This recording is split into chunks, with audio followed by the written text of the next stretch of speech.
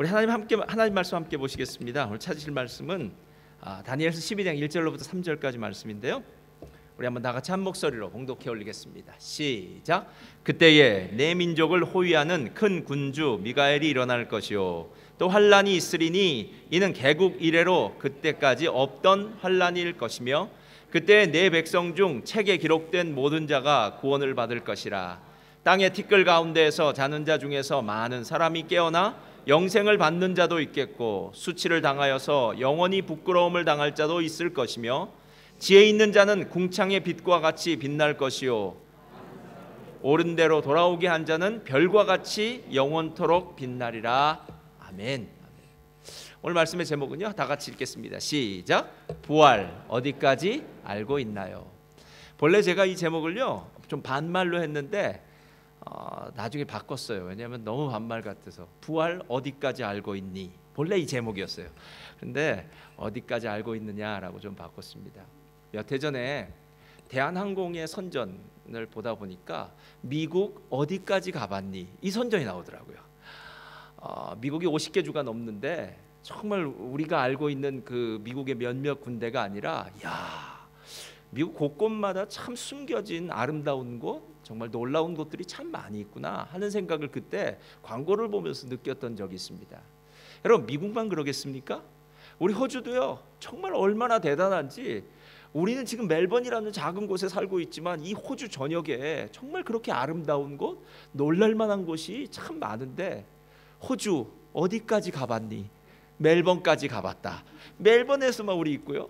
단대농 산만 해도 그렇더라고요. 우리가 올라가는 그 길만이 전부인 것 같은데 나중에 보니까 곳곳에 아름다운 곳이 참 많은 것을 보면서 우리가 참 얕은 지식, 작은 것 알고 있구나 하는 생각이 들 때가 있더라라는 것입니다.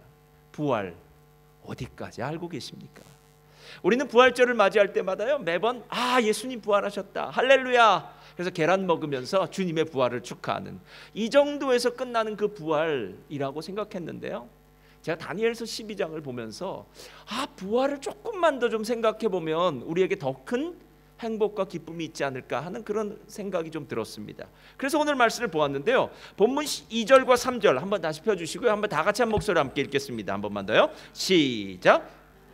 티끌 가운데서 자는 자 중에서 많은 사람이 깨어나 영생을 받는 자도 있겠고 수치를 당하여서 영원히 부끄러움을 당할 자도 있을 것이며 지혜 있는 자는 궁창의 빛과 같이 빛날 것이요 많은 사람을 옳은 대로 돌아오게 한 자는 별과 같이 영원토록 빛나리라.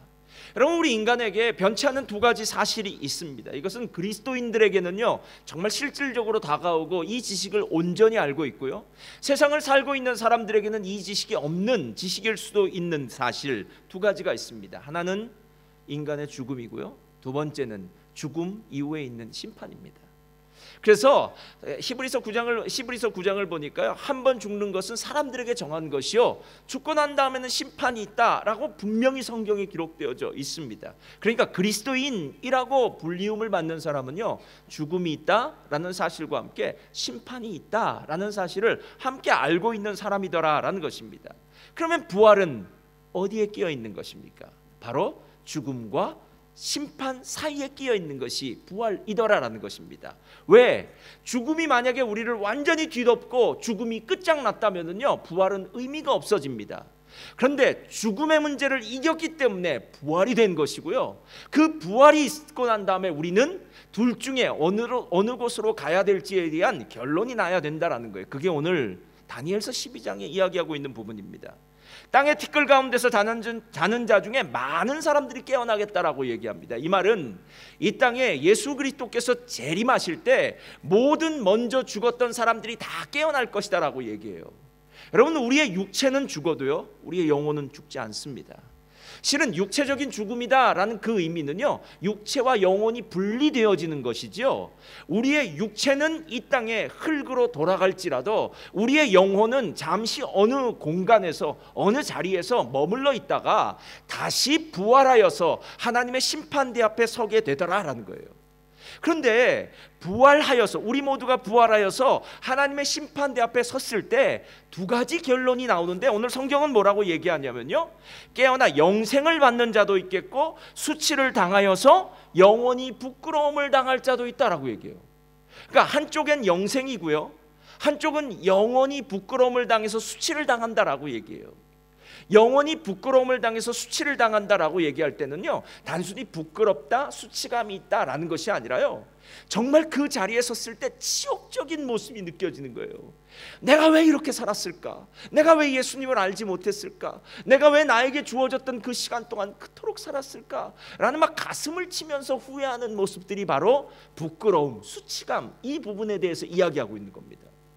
실제로 복음서에는요, 오늘 다니엘이 말하고 있는 이 똑같은 것을 뭐라고 얘기하냐면요, 우리는 하나님 주님이 다시 오실 때 상을 받는다라고 얘기하고요, 한쪽 편에서는 무엇이라고 얘기하냐면 이 악하고 게으른 종아, 저자를 바깥 어두운 데에 던져라. 그곳에서 무엇하고 있을까요? 슬피 울며 이를 갈미 있으리라.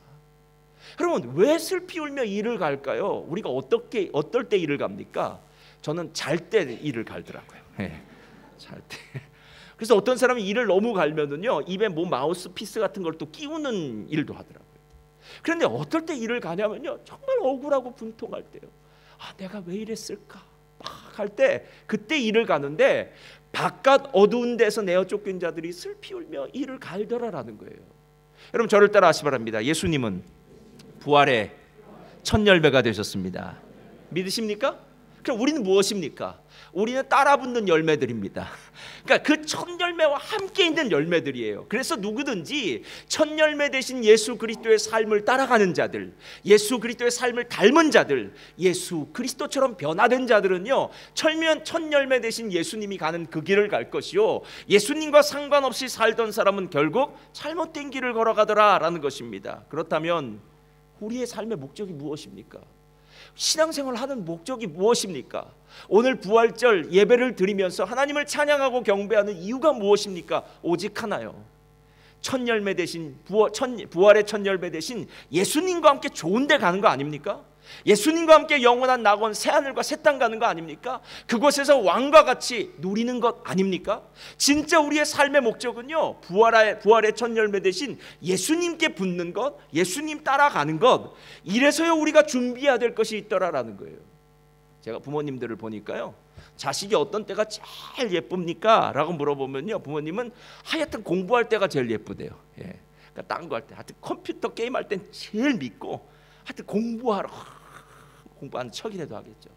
그럼 왜 공부하는 게 그토록 부모의 눈에는 이쁩니까? 라고 물어보면, 우리 자녀가 지금은 힘들고 어렵더라도 미래에 이 공부를 통해서 나중에 뭐 졸업을 하고 뭐 학위를 따고 뭐 좋은 직장을 가서 그곳에서 편안히 잘 살 수 있는 것. 그러니까 부모는 지금 자녀의 현재를 바라보고 있는 것이 아니라 자녀의 미래를 바라보고, 우리 자녀가 이제 현재의 수고를 더하지만 미래의 꿈을 가지고 지금 공부하는구나. 그래서 자녀의 미래를 생각하면서 마음이 흐뭇해지더라라는 것입니다.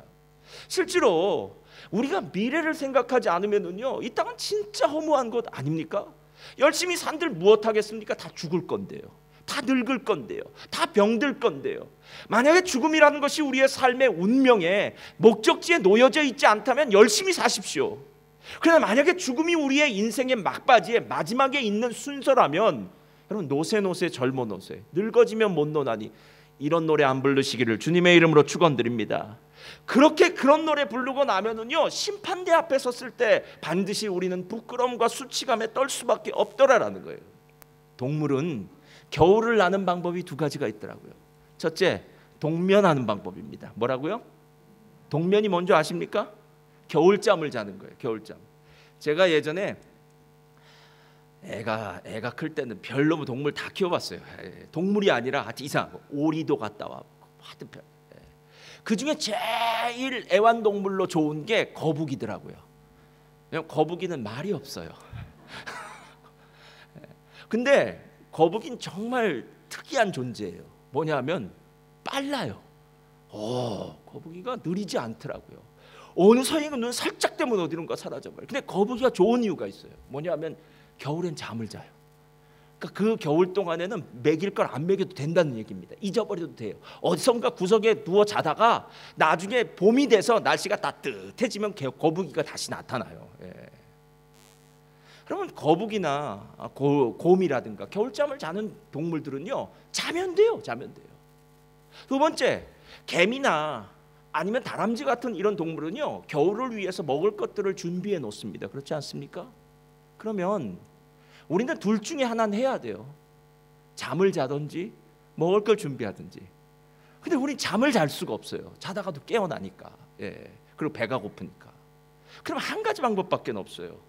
미래를 준비하는 방법은 먹을 걸 준비하는 방법밖에는 없더라라는 것입니다. 성경은 오늘 그 먹을 걸 준비하는, 미래를 준비하는 것을요 3절에 이렇게 얘기해요. 3절 펴주세요. 다 같이 읽겠습니다. 시작.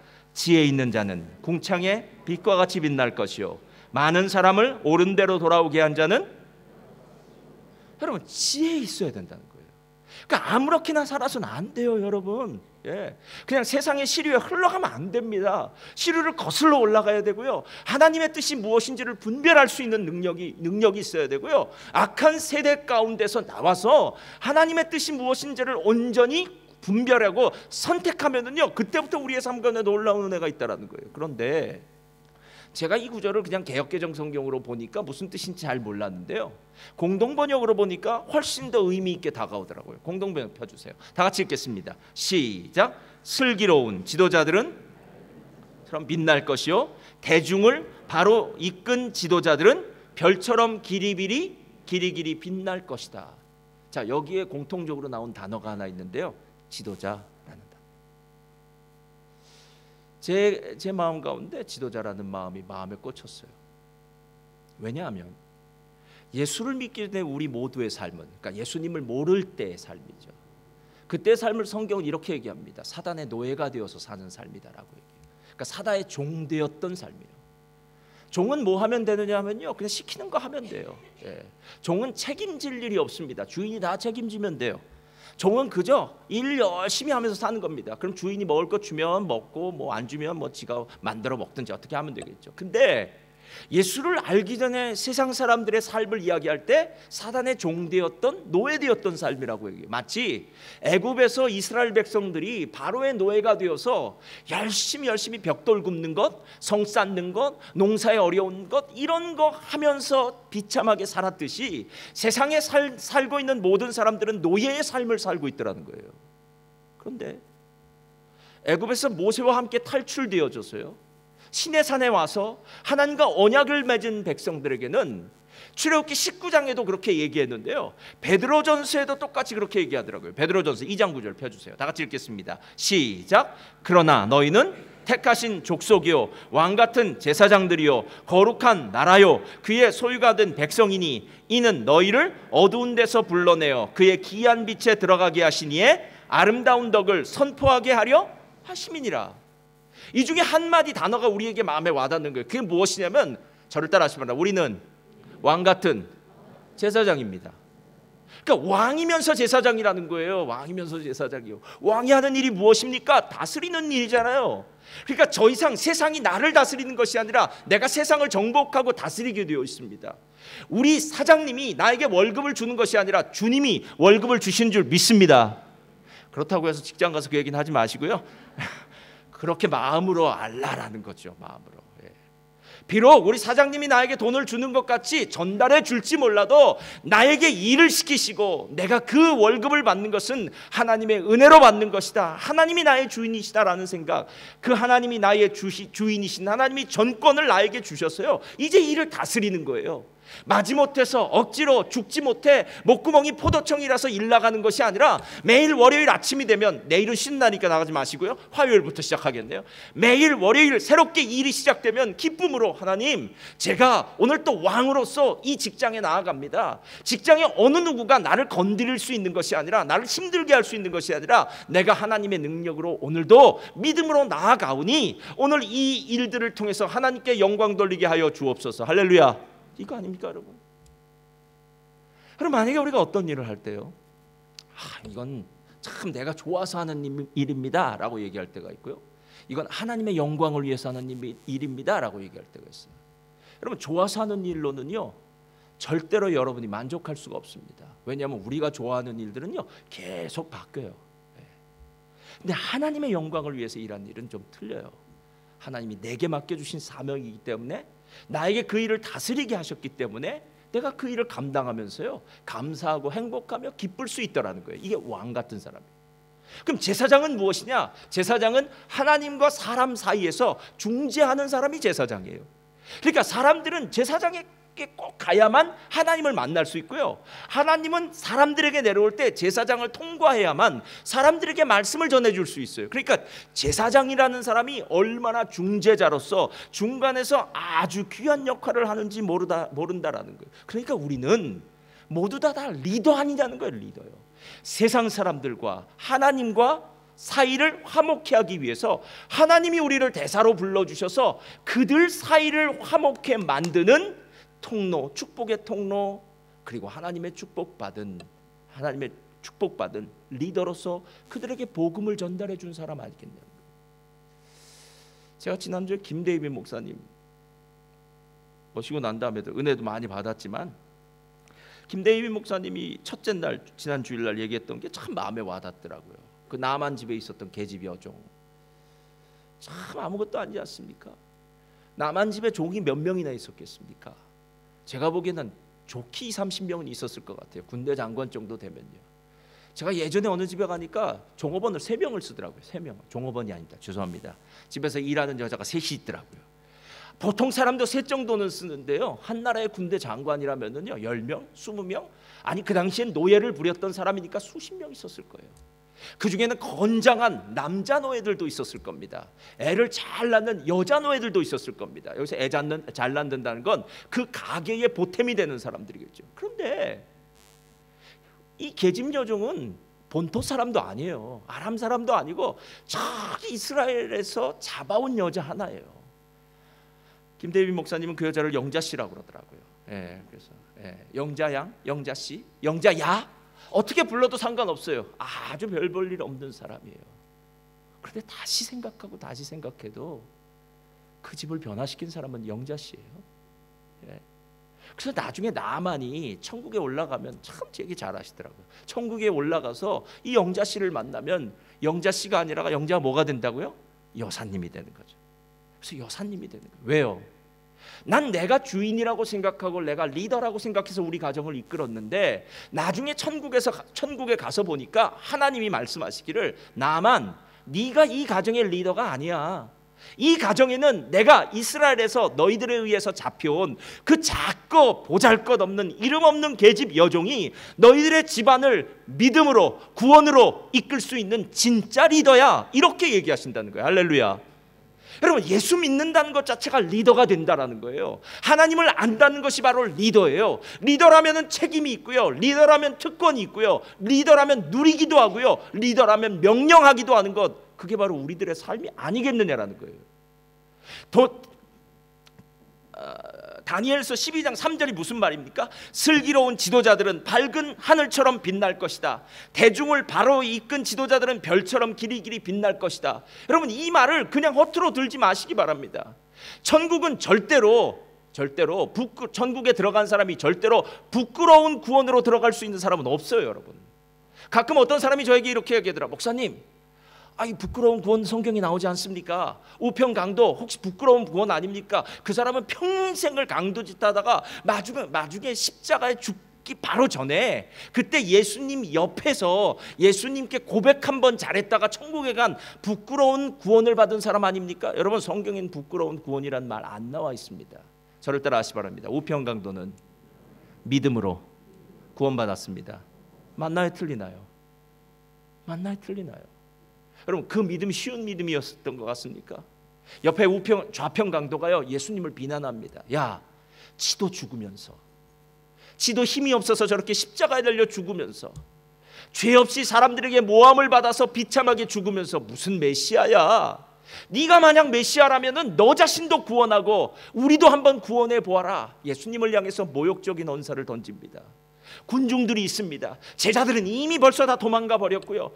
군중들이 예수님을 향해서 비난을 합니다. 네가 진짜 메시아냐고, 네가 진짜 유대인의 왕이냐고, 온갖 종류의 조롱과 핍박과 모든 것을 다 받는 상황에서 예수님은 정말 연약한 인간의 모습으로 십자가에 달려 있어요. 여러분, 그분을 메시아라고 하나님이라고 여러분 고백할 수 있겠습니까? 모든 사람이 다 이 길로 가고 있는데 혼자만 반대의 길을 가면서 맞아, 내가 가고 있는 이 길이 맞아 라고 이야기할 수 있는 건요, 웬만한 능력이 있지 않으면, 웬만한 믿음이 있지 않으면 절대로 그렇게 갈 수 있는 길이 아닙니다. 그런데 우평강도는 바로 그렇게 살았어요. 그렇게 살았어요.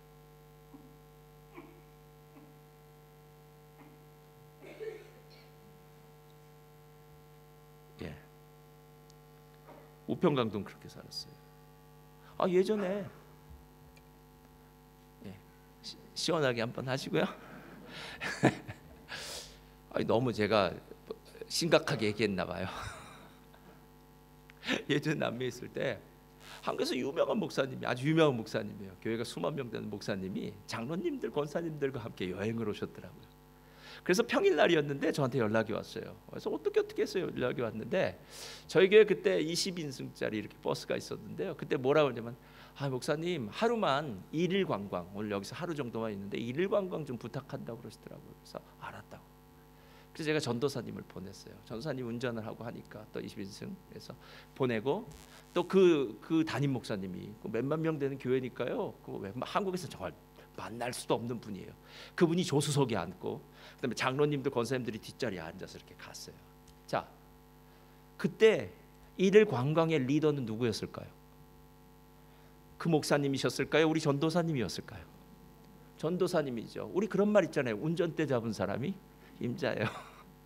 결국 운전대 잡은 사람이 보내는 대로 가야 될 거 아니에요. 말도 한마디도 모르니까 운전대 잡은 사람이 식당도 이리 갔다, 뭐 저기로 갔다, 뭐 어디로 갔다, 구경도 가는 거 아닙니까, 여러분? 예. 여러분, 그리스도인이 부활에 대해서 생각할 때 다시 한번 생각해야 되는 건 무엇이냐면요, 주님의 부활, 할렐루야, 아멘, 믿습니다. 그렇다면 우리의 부활은요, 나의 부활은요, 나는 진짜 부활할 때 부활의 첫 열매 되신 주님과 함께 영원한 하나님의 나라에 들어갈 준비가 되었습니까? 주님의 부활에 대해서는 매일 감사하고 감격하고 기쁘게 찬송을 부르는데, 막상 나의 부활에 대해서 얘기하면 왠지 진짜 내가 천국에 들어갈 수 있을까? 내가 진짜 부활했을 때 주님의 칭찬받는 종이 됐을까? 이런 생각을 하면은요, 가끔 아찔할 때가 있어요. 아찔할 때가 있어요. 여러분, 오늘 성경이 이야기하고 있는 부분이 바로 그 부분이에요. 그래서 우리들에게 다시 한번 얘기하는 겁니다. 너희들이 모두 다 부활할 것이다. 예수를 믿는 사람이건 안 믿는 사람이건 선인이건 악인이건 다 부활할 것이다. 그런데 부활하고 난 다음에 심판대 앞에 설 텐데, 그 심판대 앞에 섰을 때 영원한 수치와 부끄러움을 받는 사람이 있는가 하면, 궁창의 별처럼 빛나는 지도자의 삶을 사는 사람, 왕 같은 제사장의 사는 삶을 사는 사람, 이 사람이 있을 거다라는 거예요. 제가 알고 있는 한 장로님은요, 딸 셋인 집안에 막내딸과 결혼을 했어요. 그런데 첫째 동서, 둘째 동서가 있는데요, 정말 잘 살아요. 첫째 동서, 둘째 동서도 잘 살고, 또 막내 아들도 있는데 막내 아들도 잘 살아요. 오로지 힘든 건 본인밖에 없어요. 그러면 이 집은 또 가족 모임을 해요. 이렇게 가족 모임을 하시면, 그 장로님은 가족 모임을 가면 이제 전도를 해야 될 거 아니에요. 그래서 이제 첫째 동서에게, 연배가 높으신 첫째 동서에게 전도를 하려고 그래요. 그러면 첫째 동서가 말도 꺼내기 전에 먼저 얘기해요. 야, 예수 믿는데 복 좀 받아라. 나는 예수 안 믿어도 이렇게 복을 잘 받는다 하는 말이 한마디 딱 던지면 그때 딱 입이 딱 다물어져요. 두 번째 동서는 예수를 잘 믿어요. 그 두 번째 동서를 봐도 할 말이 없어요. 잘 사니까. 막내 아들이 있어요. 이 사람 또 더 잘 살아요. 못 사는 건 본인밖에 없어요. 그러니까 가족 모임을 갔다 오면 왠지 마음 가운데 좌절, 절망, 내가 참 주님을 열심히 잘 믿은 것 같은데 왜 나의 삶은 이렇게 힘들고 어려울까 하는 생각이 자꾸 들어오더라는 거예요. 여러분, 만약에 그런 생각이 여러분 마음 가운데 혹시 들었다면요, 그건 주님이 주신 생각이 아닙니다. 저를 따라하시 바랍니다. 너희는 택하신 족속이요, 그 다음엔요, 왕 같은 제사장이요. 그거는 왕 같은 제사장이 할 생각도 아니고 말도 아니에요. 여러분, 사단은 끊임없이 우리에게 이야기합니다. 너 뭘 가졌어? 너 위치가 무엇이야? 너 다른 사람과 비교해서 뭐 잘난 게 있어? 내가 보니까 너 아무것도 아닌 것 같아. 야, 정말 네가 예수님을 믿고 좀 큰 복을 받으면 사람들에게 전도할 때 얼마나 좀 폼이 나겠니? 라고 사단은 끊임없이 우리에게 그런 식으로 얘기할지 모르지만요, 하나님 그렇게 얘기하지 않으세요. 야, 걱정 마. 너 때문에 세상이 잘 되는 게 아니라 나 때문에 세상이 잘 되니까 너는 나와 함께 가면 되는 거야. 세상의 모든 것을 가져도 예수 그리스도를 잃어버리면 어리석은 사람이고요, 세상에 아무것도 없어도 예수 그리스도를 가진 사람은 복된 사람인 줄 믿습니다. 여러분, 그거 아닙니까? 부활절을 맞이하여서 우리의 삶 가운데 진짜 생각해야 될 것은요, 지나간 과거가 아닙니다. 이미 예수 그리스도는 부활하셨습니다. 부활의 첫 열매가 되었습니다. 이제 남은 것은 저와 여러분, 우리들의 부활입니다. 그 부활의 날에 우리가 그 자리에 갈 수 있을까요? 바울이 2년 동안 가이사랴에서 구금을 당했어요. 2년 동안 감옥 생활이 어땠을까? 참 많이 힘들었을 것 같다라는 생각이 들어요. 그런데 사람의 눈으로 보면은 힘들고 어려운 오랜 시간이라고 생각했지만 하나님께는 다 뜻이 있고 계획이 있었던 것 같아요. 2년 정도의 구금 생활이 끝나고 난 다음에 하나님은 아그리빠와 베스도 총독을 불러다가 사도 바울에게 복음을 전할 기회를 줍니다. 자, 아그리빠는 그 당시에 유대 분봉왕이었으니까요. 분봉왕이었으니까 그 당시에 넘버원이었습니다. 총독은요, 로마에서 직접 파송한 또 넘버원이에요. 그러니까 본국의 넘버원과 파송된 넘버원이 지금 두 사람이 앞에 서 있는 거예요. 여러분, 우리가 보통 시장 정도만 와도, 국회의원 정도만 와도, 아니면 조금 높은 사람만 와도요, 그러면 좀 그렇더라고요. 저는 예전에 보니까요, 교회 어느 날 전화 걸려왔어요. 그래서 왜 어디서 전화가 왔냐면 대사관에서 왔다는 거예요. 그래서 왜 전화를 했냐고 그랬더니 이번 주에는 대사님이 목사님 교회 예배 오신다는 거예요. 그러니까 앞자리 준비해 놓으라는 거죠. 뭐 앞자리 언제나 비었으니까 준비할 것도 없고, 예. 대사님은 반찬도 우리끼리 먹는 거니까 어차피 점심 준비되어 있고, 예. 대사님이 와요. 그럼 대사님이 꼭 광고 시간에 또 한마디 하세요. 상관없어요.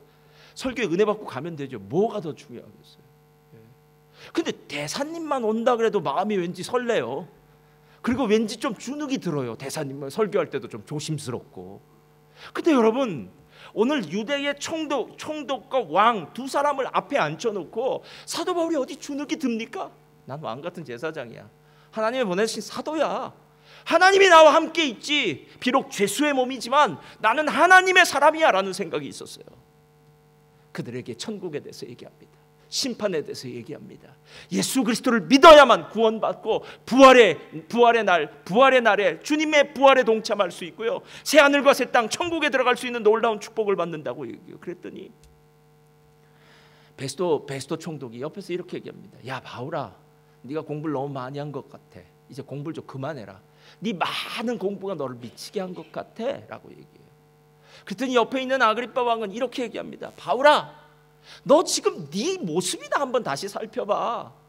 너 죄수야. 감옥 속에서 2년 동안 꾀죄죄하게 정말 힘없이 죄수의 몸으로 2년 동안 갇혀있던 사람이야. 네가 뭐가 잘났다고 나한테 그런 설교를 하는 거야? 라고 얘기하면서요, 아그리빠가 핀잔을 줘요.